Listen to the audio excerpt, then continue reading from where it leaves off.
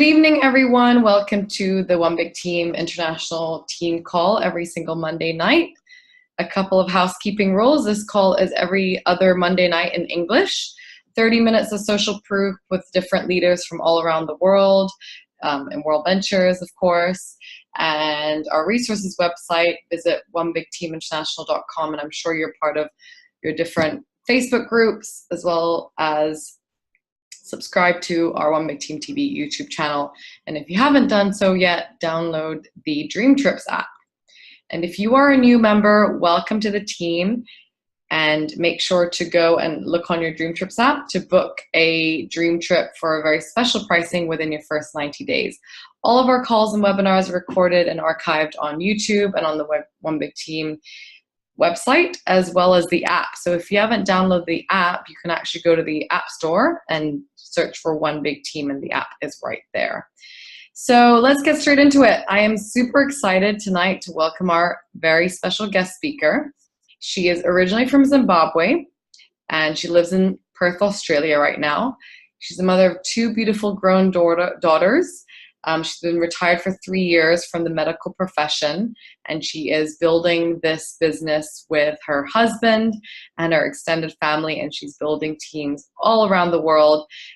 Super amazing lady, had a lot of success in the industry prior to coming on board with our company. So without further ado, let us give a massive round of applause for Miss Dolla Levin. Dolla, are you there? Yes, I am. Hello, okay, let's everybody. just start this video. We can't see you. Okay. Okay, there we go. Okay, there we go. Hi, Dolla. Thank you so much for being on the call tonight. It's such an honor to be able to host you. It's a pleasure. Thank you for having me on, and I'm blessed and really honored to be on this call. Thank you very much. Wow. So we're in the same time zone, right? 10 o'clock in Perth as well? Yes, that's right. Yes. Wow, awesome. I'm so happy to have met you while I was over there, and you're just an amazing servant leader. I'm really happy to have connected with you and to be able to invite you onto our One Big Team call. I hope a lot of your members around the world are also on the call tonight. Oop, I think we're kind of hanging here. Dolla, are you there?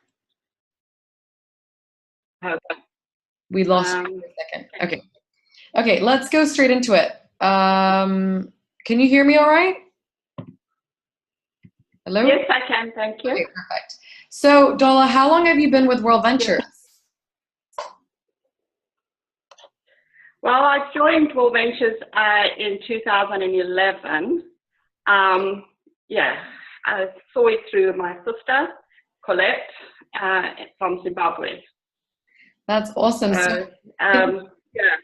Can you tell us a little bit about your background? You know, what you used to do prior to World Ventures, and I understand that you've actually been in the network marketing industry for about 20 years. Can you tell us a little bit about your story and your journey?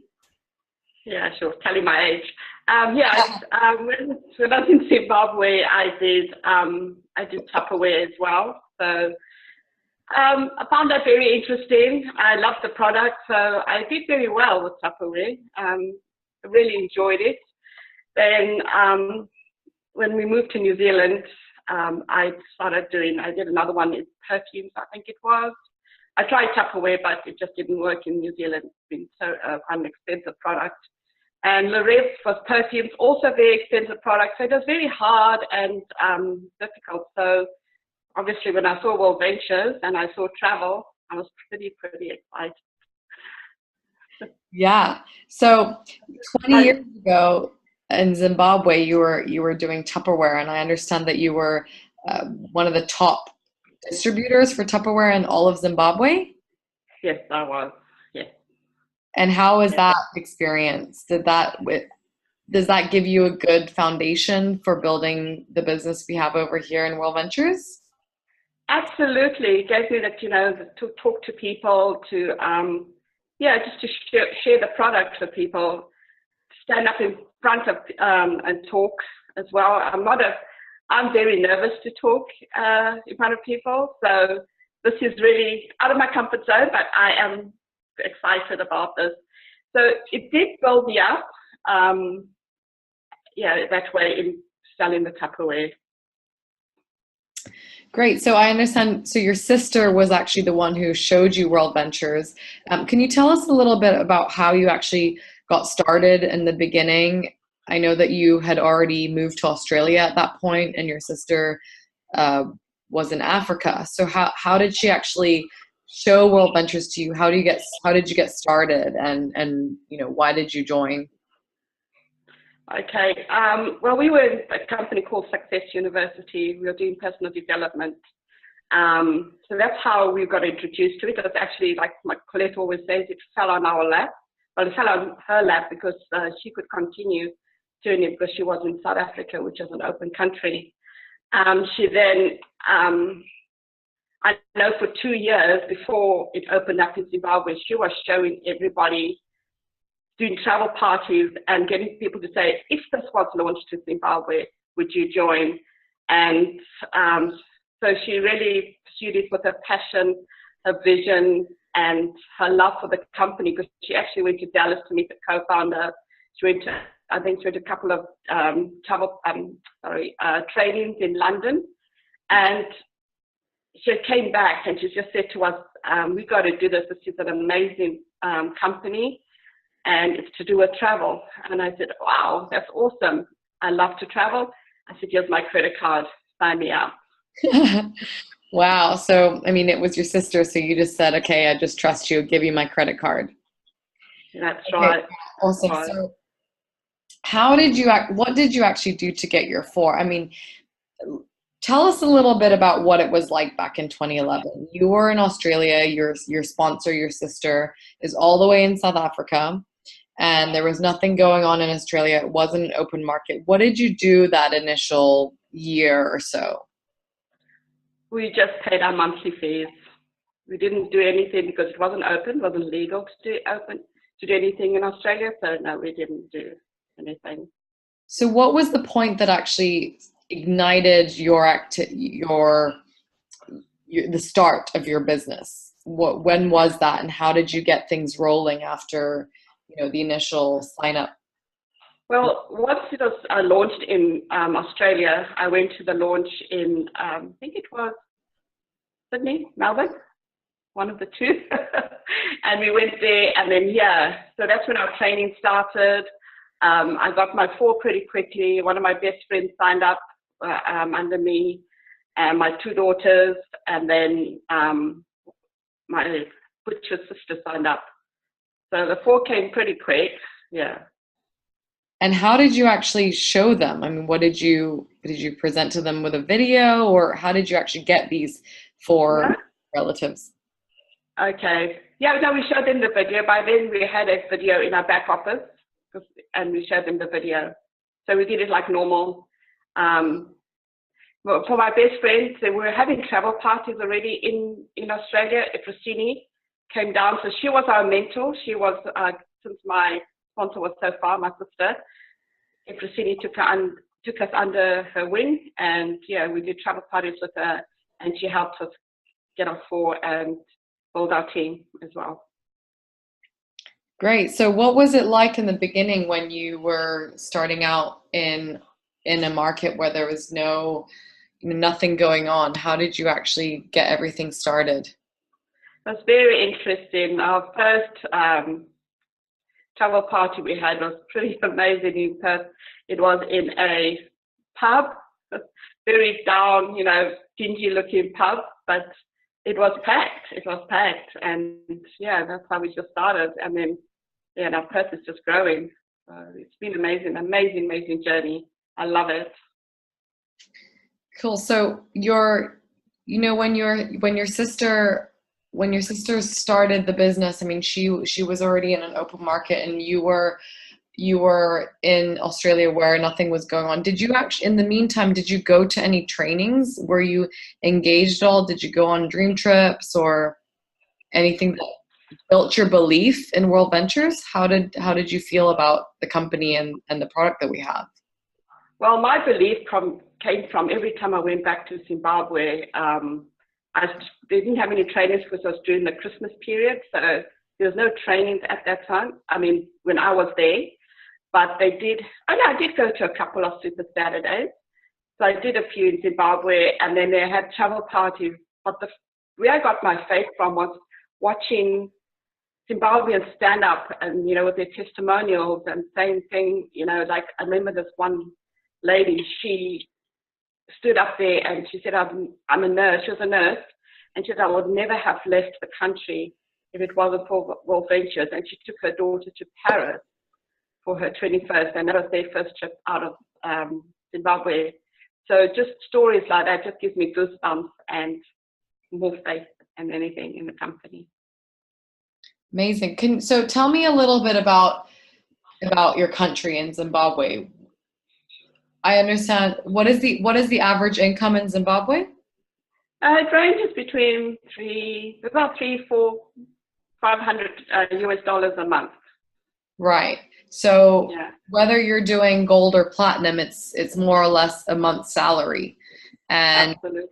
And I understand that the market over there is really growing and booming, right? Yes. So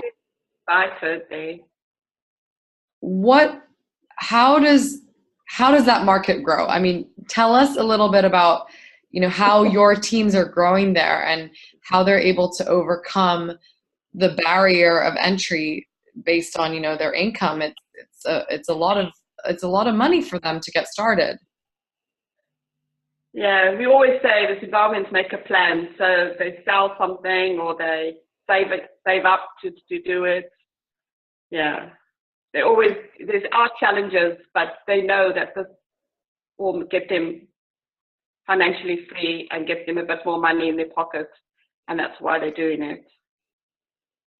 So if you've got someone who has the financial objection or the money objection, what are some things that you're actually telling them in order to overcome that? How do you build their belief and cast the vision in order for them to come on board, from your experience? Well, like 9 times out of 10, I do explain what happens in countries like Zimbabwe. And I know Zimbabwe is not the only one. I think you were also saying there's places like Malaysia. And I know Greece is another country that are financially, struggling monthly. And I say, well,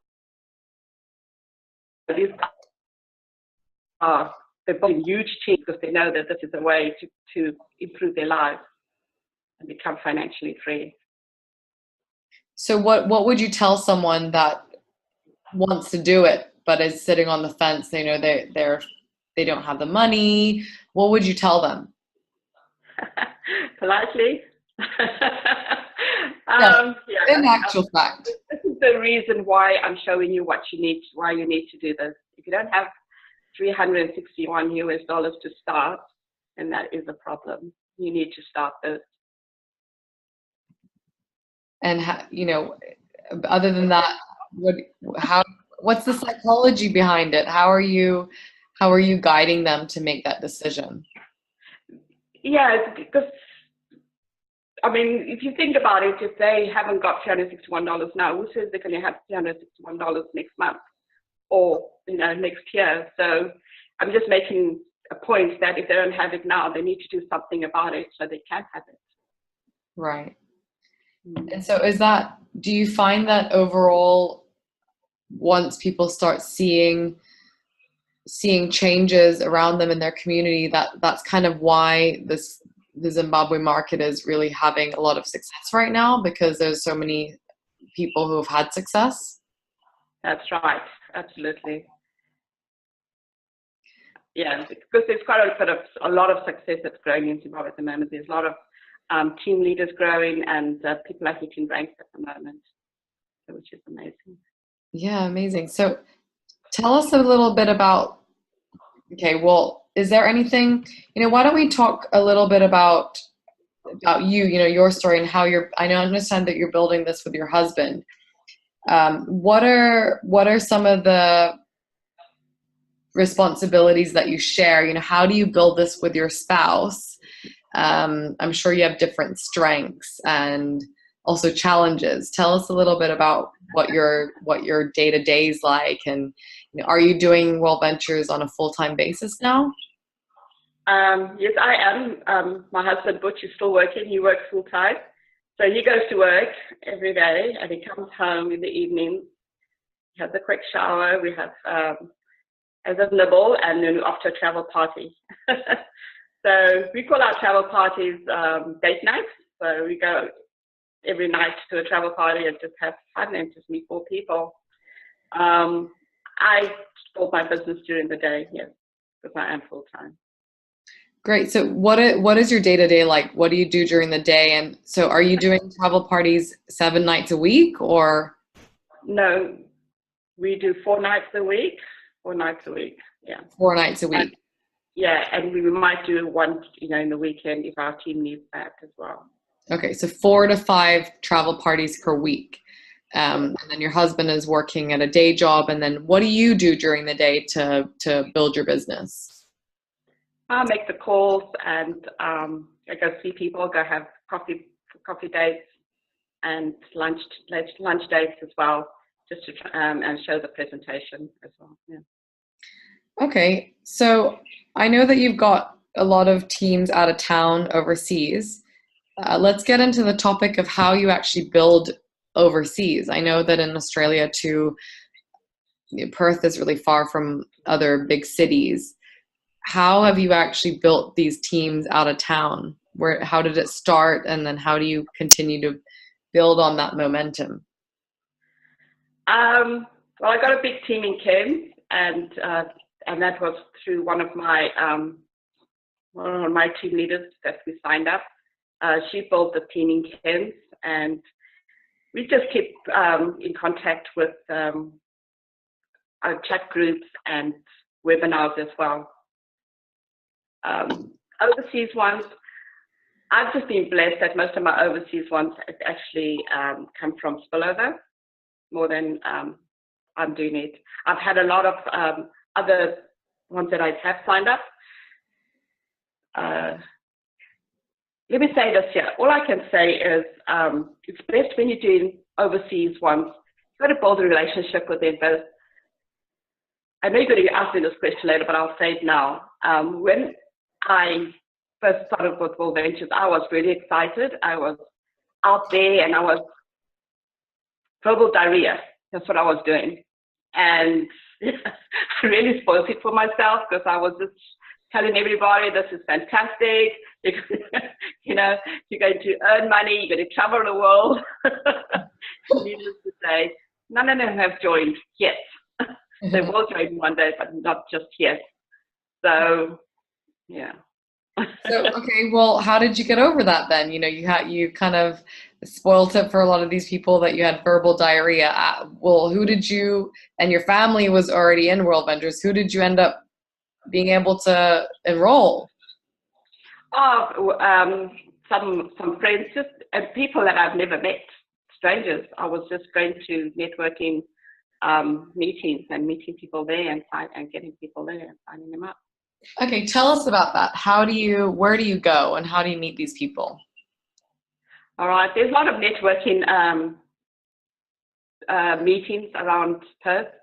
So I just go to them, and we sit and we talk about what we do, and if they're interested in knowing, I catch up for a coffee, and if they like it, if they don't like it, next. Yeah. So, anything else? Are you meeting people online? The big teams that you have, like out of town, right, in Cairns and other places, they were all acquaintances, friends, or who were they?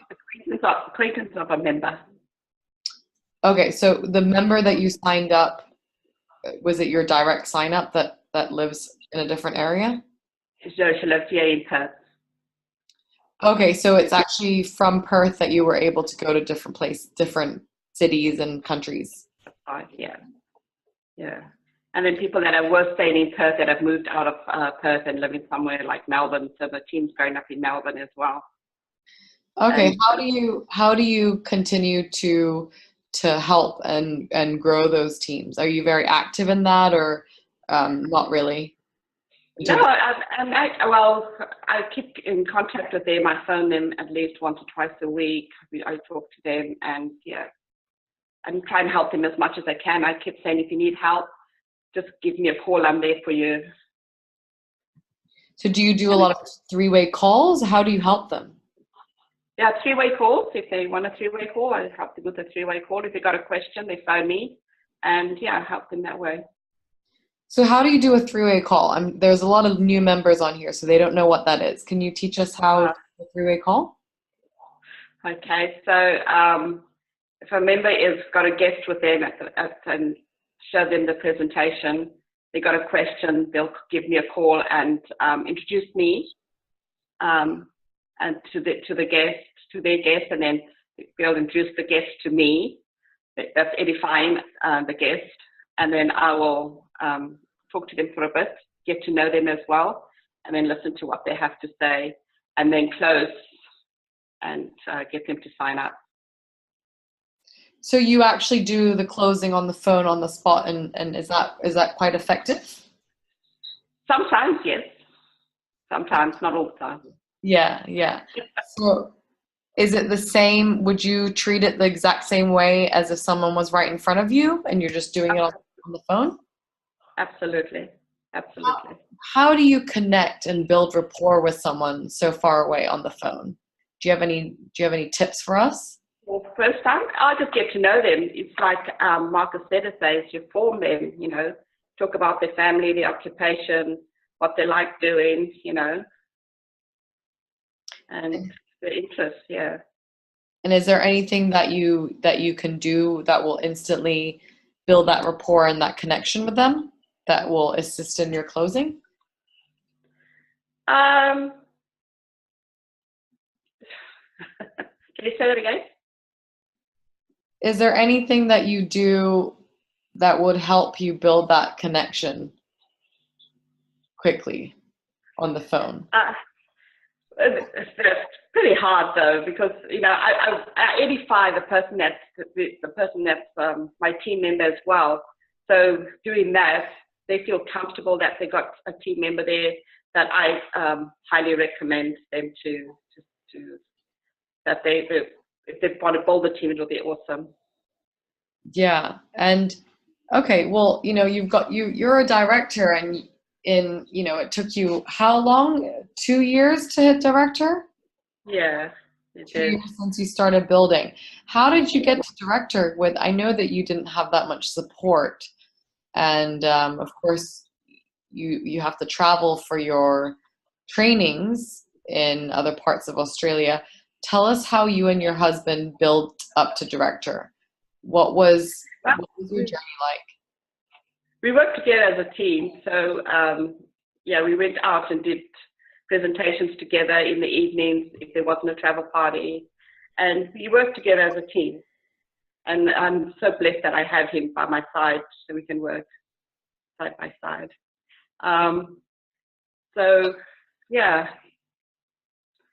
Did that answer your question? Yeah, well, tell us, what do you do? What are his strengths? What are your strengths? How do you complement each other? Oh, now this is the good part. He's very dynamic, and he gets very excited, and he just wants to, not pushy, but he gets so excited. And I'm the more yellow one, and tone down the thing a bit too. So we're not. How can I put it? Yeah, we work well together because he is red yellow and I'm yellow blue. Oh, sorry, there's new members on the team. I don't think I said that. Okay, so he's the red yellow and you're the yellow blue, so you keep things fun. Yeah, we both got yellow in us, which is good. Yeah. Well, here's the question. You're a yellow blue, so are you really the community builder, the one that is the glue that sticks everyone together? How do you engage your teams? Do you have a lot of team activities? How do you work with the team? We do try and get to have team activities. Unfortunately, because most of my team is in Cairns, and when we go to trainings, we do get together there and do things together with each other. when we go to training. Okay, and how do you actually build leaders when they're so far away from you? I just encourage them and tell them, this is encourage them that they're on the right track. Call them and say, how did that go? And, any questions, if it didn't go the way they wanted it to go, what went wrong, what went right. Mm-hmm. And, going back to the beginning of your story, you have had experience in this industry and success in other companies. What makes World Ventures so special for you, and why is it so different from anything you've done before? And when did you realize that this was really it for you and your family? Okay, with the other networking businesses that I've been in, I found it was a very selfish industry. It was what you can do for yourself, how many sales you can do. If you had a team, you try to help your team, but you still try to sell more than anyone else. Whereas World Ventures is a very one team, one dream. You don't just help your team, you help anyone else in World Ventures as well. So I love that. I love the compassion. I love the unit, the family unit that we have, and meeting people every day. Amazing. And do you have any? Sorry, go ahead. And when did I find it was it? When I was told it was travel. Because I'm a princess. I love nice things. I love being a VIP. So yes. I love being treated like a VIP. How many dream trips have you been on?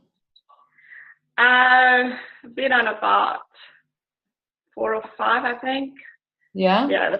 Yeah, the first one we went was actually before Australia was open. We went back home to Zimbabwe, and we went on a trip to Kariba on a houseboat as well. So it was pretty amazing.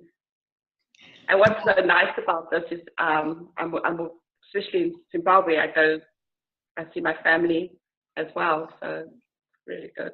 So you went on a dream trip in Zimbabwe as well? Yes, and yes. You want to know the ones I've been on, or just how many I've been on? Yeah, no. Tell us a little bit about your dream trips experience that makes this so special for you. Okay. As a family, we love we give each other dream trips as birthday presents rather than giving each other gifts. So I'm lucky, my birthday is in December. So most of the time I'm with my family from Zimbabwe. Like the one time we went to Butcher myself flew down to Durban, and my parents and my sisters all flew down to Durban, and we went on a cruise from Durban to the Portuguese islands. And I know, so that was the first time I've been on a cruise, the first time my parents been on a cruise, my sisters on a cruise, and my parents are in their 80s, and for me to spend that time with them is just, fantastic. So that's the kind of thing that I just love with this. My daughter, Shana, my oldest daughter, she's always wanted to have a Halloween party. So she went to Count Dracula's castle in Romania for one of her birthdays. Wow. I know, amazing. And then my youngest daughter, when she turned 21, we went down to Orlando. That's when we had our 10-year anniversary. And we went on a cruise from Orlando to the Bahamas. And Kylie turned 21 on the beaches of the Bahamas. Well, all thanks to dream trips. I saw that Transylvania Dracula, whatever, Halloween dream trip. I've never met anyone that's actually been on that dream trip. So it's awesome to hear that your daughter went on that. That was must have been an epic experience. Well, we are coming towards the end of the call, but I just want to touch on this point, which I think is really important. So for people that are starting out, or for people that are on a plateau, they're maybe stuck, what are some things, what are the top 3 recommendations that you would tell them to get unstuck, or when a new person is getting started and they don't really know what to do because they don't know, they don't have the confidence yet. What are the top 3 things that you would tell people on a plateau? On a plateau, listen to more audios, read books. Because if you listen to some of the audios, there's quite a few people that have been on, our leaders have been on plateaus. So I think every single leader that I know has been on a plateau.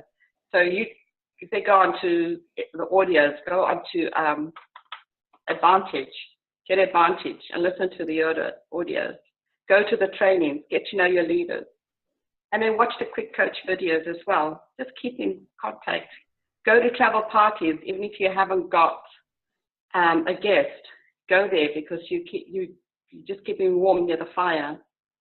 If you stay away, you're just going to get back again. It's going to be harder.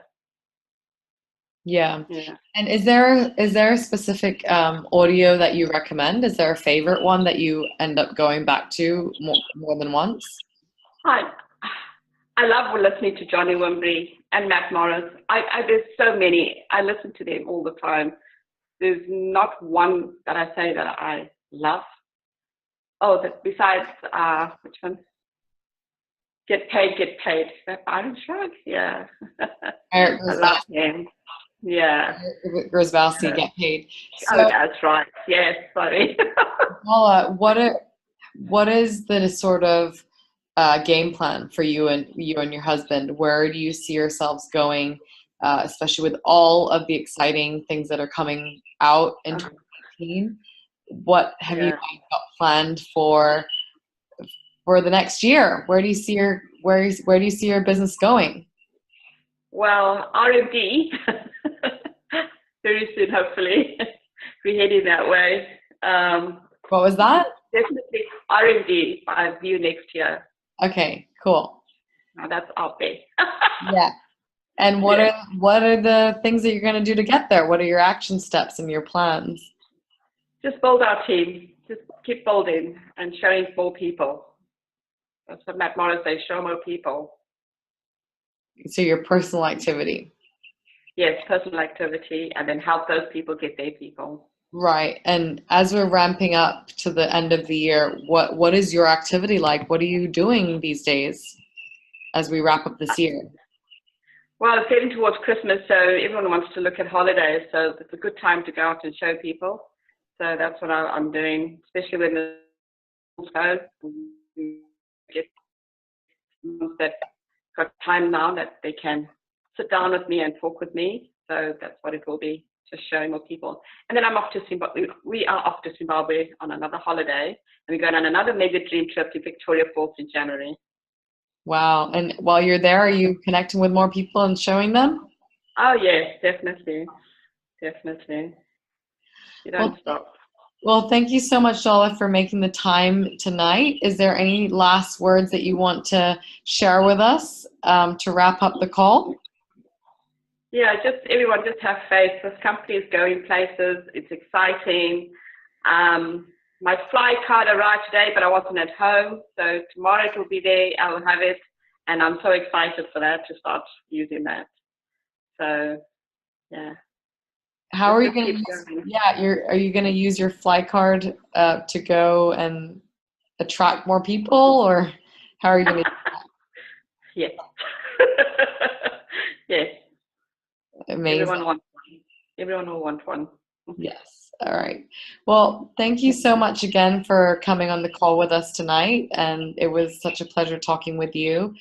We hope to welcome you here in Asia as well. And I'm sure we'll see you very soon at one of the trainings that we're on the trip. Thank you so much, Christina. Thank you very much. Okay. Thank you so much, everyone, for jumping on the call. And just very quickly, I'm gonna share my screen again.